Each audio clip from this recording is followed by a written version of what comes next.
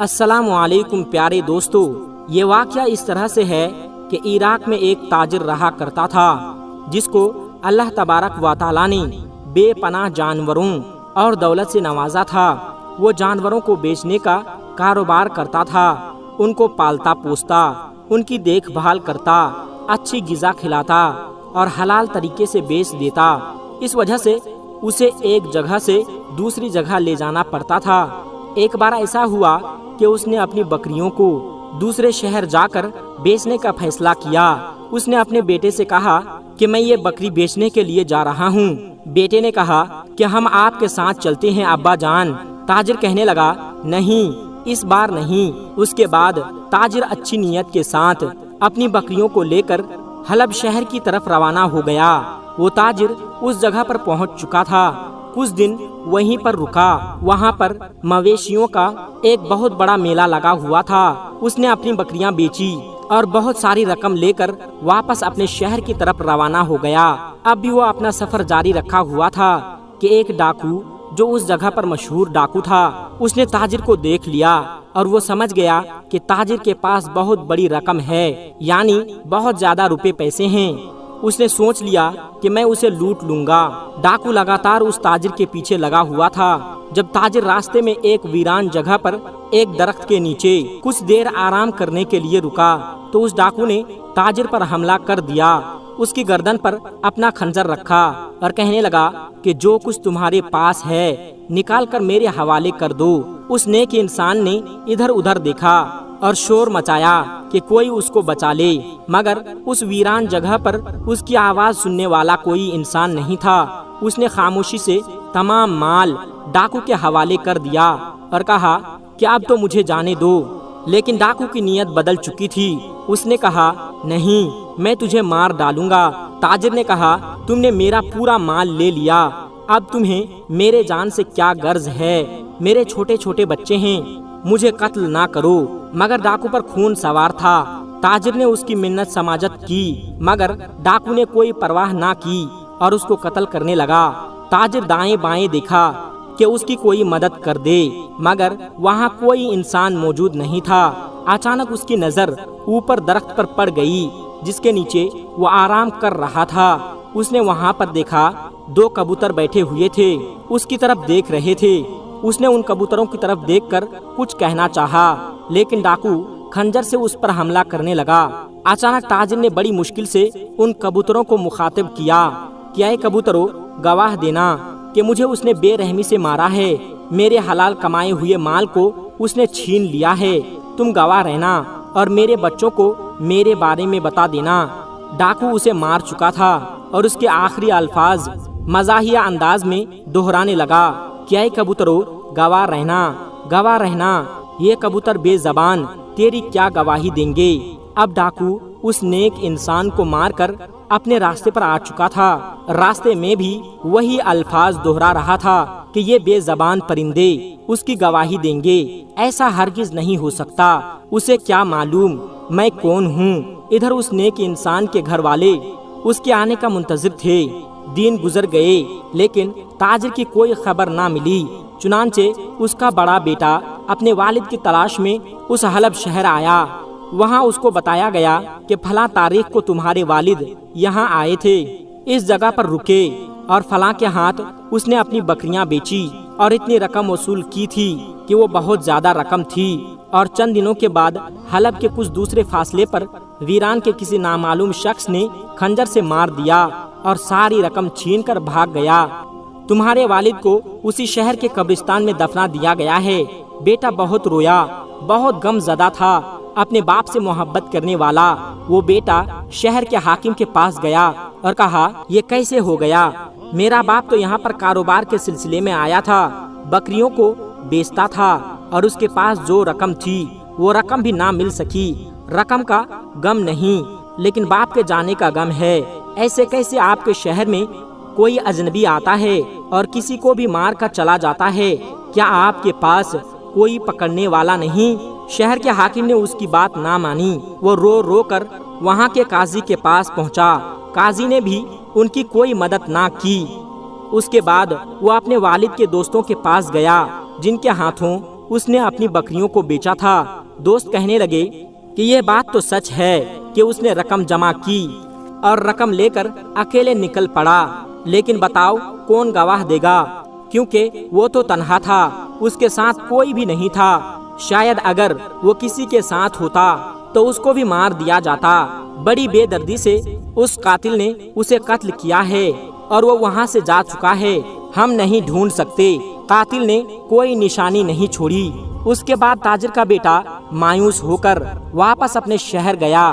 گھر آ کر وہ سوچ رہا تھا کہ کس طرح ماں کو بتاؤں، لیکن ماں کو تو بتانا تھا۔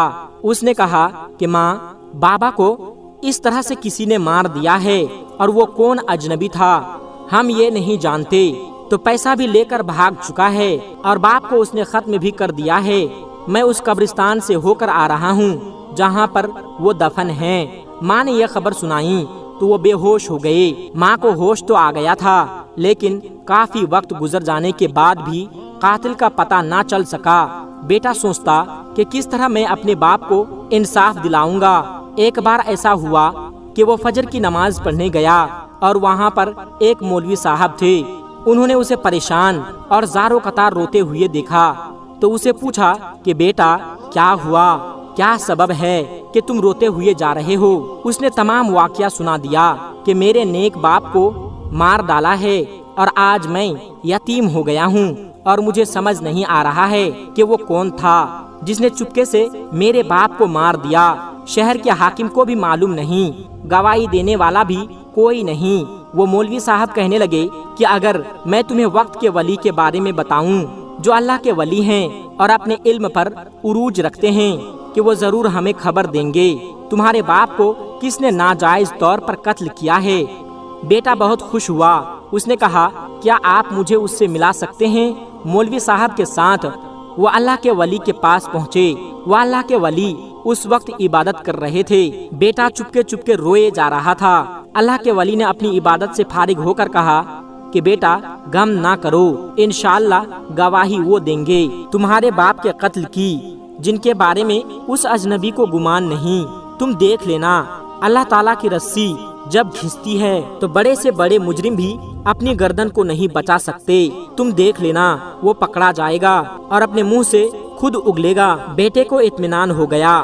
کئی سال بعد اس کے دل کو تسلی ملی تھی۔ اب یہاں آپ اس ڈاکو کے بارے میں سنیے۔ یہ ڈاکو یہ بھولا نہیں تھا کہ اس نے اس نیک تاجر کو قتل کیا ہے۔ جب بھی وہ کسی کبوتر کے جوڑے کو دیکھتا تو اسے اس نیک تاجر کے الفاظ یاد آ جاتے کہ اے کبوترو گواہ رہنا، بے زبان کبوتروں کو گواہ بنا دیا۔ ارے مجھے کون پکڑے گا؟ آج میں شہر کا امیر ترین آدمی ہوں، میرے برابر کوئی نہیں آ سکتا۔ ایک مرتبہ اس کے کسی قریبی رشتہ دار کے یہاں تقریب تھی۔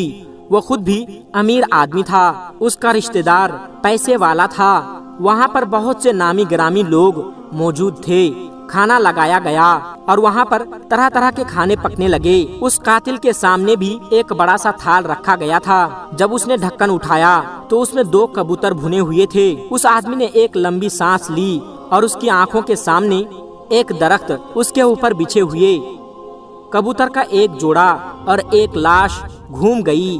اس کے کانوں میں اسی نیک تاجر کے الفاظ گونج رہے تھے کہ اے کبوترو گواہ رہنا۔ پھر اس نے نہ چاہتے ہوئے بھی ایک زوردار کہکہا لگایا، زور زور سے ہنس رہا تھا۔ لوگ اسے پاگل سمجھ رہے تھے۔ لوگوں نے دیکھا کہ اس کو کیا ہو گیا ہے۔ اب اس نے کبوتروں کی طرف اشارہ کیا اور پھر زور زور سے ہنسنے لگا۔ وہ دعوت کو بھول کر، کھانے کو بھی بھول کر لوگوں کو قتل کا واقعہ سنانے لگا۔ اس نے ایک ایک بات مکمل تفصیل سے لوگوں کو بتا دی۔ لوگ حیرت زدہ ہو کر اس کی باتوں کو سن رہے تھے۔ جیسے ہی اس نے اپنے راز کو منہ سے کھولا تو اسے احساس ہوا کہ میں نے یہ غلطی کر دی ہے۔ برسوں سے جس بات کو لوگ بھول چکے تھے اور لوگوں کو پتہ ہی نہیں تھا کہ میں نے اس تاجر کو مارا ہے اور مقدمہ بند ہو چکا ہے، یہاں تک کہ قاضی نے بھی اپنا ہاتھ اٹھا لیا تھا۔ اب میں نے خود چرچا کر دیا اس بات کا، لیکن اب تیر کمان سے نکل چکا تھا۔ چند گھنٹوں میں یہ بات حلب کے لوگوں کی زبان پر تھی۔ شہر کے حاکم کو بھی یہ اطلاع مل گئی اور اس قاتل کو گرفتار کرنے کا حکم دیا۔ اس دعوت میں شریک لوگوں کو گواہی کے لیے طلب کیا گیا۔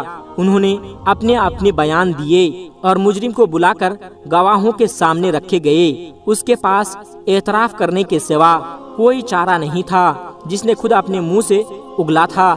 ظاہر سی بات ہے اب وہ کیسے کہہ سکتا تھا کہ میں نے یہ نہیں کیا تھا۔ قاضی نے مجرم کو پھانسی کی سزا دے دی۔ پھانسی سے ایک دن پہلے مجرم نے اس کی بیوی سے الوداعی ملاقات کی اور اس سے پوچھا کہ اتنے سالوں سے تمہارے اس جرم کے بارے میں لوگوں کو پتہ نہیں تھا، میں بھی نہیں جانتی تھی، تو پھر کیسے تم نے اس راز کو فاش کر دیا؟ اس نے جواب دیا کہ مجھے نہیں پتا، مجھے ایسا لگا کہ ایک بزرگ ہستی میرے سامنے ہے، بہت نورانی چہرہ تھا، میرے سامنے آئے اور انہوں نے نہ جانے کیا پڑھ کر میرے منہ پر دم کیا۔ میں اسی وقت بولنے لگا، میں نے وہ سب بولا جس کو میں نے نہ بولنے کی قسم کھائی تھی۔ اگلے دن صبح سویرے اس کے پھانسی کے منظر کو دیکھنے کے لیے بے شمار لوگ جمع تھے۔ ان میں اس نیک تاجر کا بیٹا بھی تھا۔ اسے معلوم ہو گیا تھا کہ قاتل گرفتار ہو گیا ہے، اسے پکڑا جا چکا ہے۔ وقت کے ولی نے جو کہا تھا وہ بات سچ ہو چکی تھی، لیکن ابھی بھی ایک حیرت زدہ منظر باقی تھا جو سب نے اپنی آنکھوں سے دیکھنا تھا۔ جب اس کی گردن پر رسی ڈال دی گئی تو اس نے کہا، لوگو، میری زبان سے وہ الفاظ نہیں نکلے تھے بلکہ وہ کبوتروں کے زبان سے نکلے تھے۔ وہ کبوتر جو درخت پر موجود تھے، جو مجھے مارتے ہوئے دیکھ رہے تھے، وہی دعوت کے روز میرے منہ سے وہی ادائیگی ہو رہی تھی۔ لوگ سمجھ رہے تھے کہ ان کا ذہنی توازن بگڑ چکا ہے، یہ پاگل ہو چکا ہے۔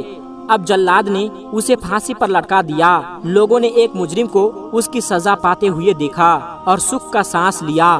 پھر اچانک ہی لوگ بے اختیار نعرے تکبیر کی آواز بلند کرنے لگے، یا اللہ، تو چاہے تو بے زبان کو زبان دے دے۔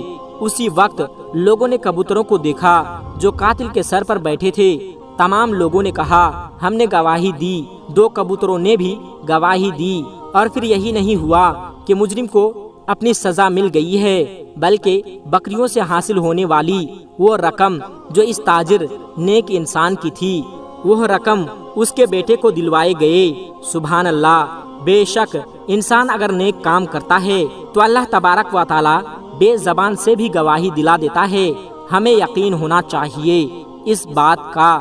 السلام علیکم ورحمۃ اللہ وبرکاتہ۔